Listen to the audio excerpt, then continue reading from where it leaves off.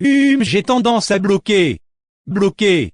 Rien à la télé. Rien à la télé. Retenez-moi, je vais m'abonner.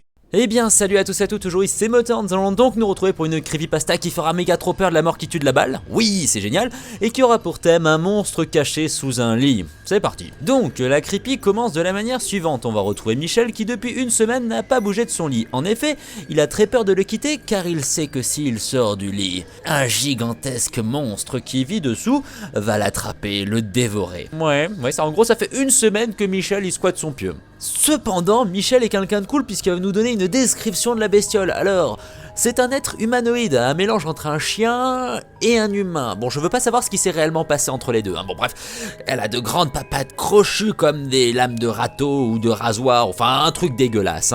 Sa peau part en lambeaux et il a de très grandes dents et des yeux ronds comme des balles de golf. Ouais, bon, vous allez me dire, il l'a vu.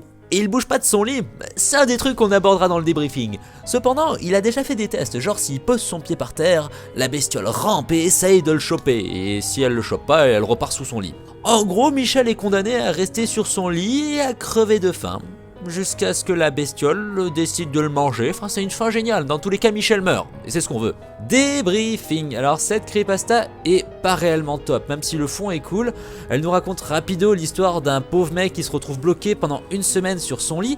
Bon, déjà rester bloqué une semaine sur son lit, sans boire, sans manger, sans aller aux chiottes et sans dormir, ça me paraît limite insurmontable. Bon, mais pourquoi est-ce qu'il est bloqué? C'est très simple, il y a un monstre qui se cache sous son lit. Donc là, tu peux te dire, on va faire monter la tension parce qu'il y a quelque chose, on ne sait pas ce que c'est. Ah bah non, là on te dit, c'est un humanoïde. Donc en gros, t'as The Rec qui se balade dans ta chambre, normal, mais qui ne t'attaque jamais, sauf si tu poses le pied par terre. Déjà, première incohérence. Bon, peut-être qu'il est aveugle, peut-être qu'il ressent que les vibrations, je ne sais pas, ce n'est pas moi qui ai écrit la creepypasta. C'est une certaine zone d'ombre qui peut paraître intéressante, mais en réalité n'est pas si intéressante.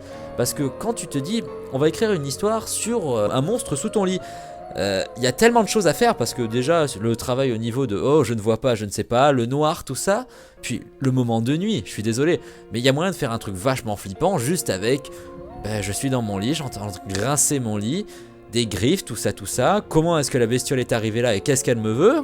Ça peut être intéressant, là on se dit juste, bon en fait le mec il vit avec un alligator dans sa chambre et l'alligator veut le bouffer. Grosso merdo c'est ça, c'est un peu nul. Il y a tellement moyen de faire mieux. Et dernière chose qui me turlupine complètement, c'est pourquoi Michel ne fait-il rien? Ça fait une semaine qu'il est enfermé dans sa chambre et il n'a toujours pas eu l'idée de sauter sur la bestiole, de lui casser les dents avec une lampe, de lui foutre des grands coups de tatane. Non, il va attendre de mourir, de dessécher. Bon, si t'es pas aussi courageux que moi, ce que je peux comprendre, tu peux appeler quelqu'un avec ton téléphone, tu peux hurler, tu peux faire quelque chose, mais te laisse pas bouffer, merde. La bestiole elle est affreuse et tu vas la regarder, tu vas dormir avec. Non mais il est complètement jobard notre ami. Bon bref, j'espère que cette vidéo vous aura plu. Sur ce, prenez soin de vous, à plus et à bye. Pensez à vous abonner, à commenter, à liker, à partager, bref.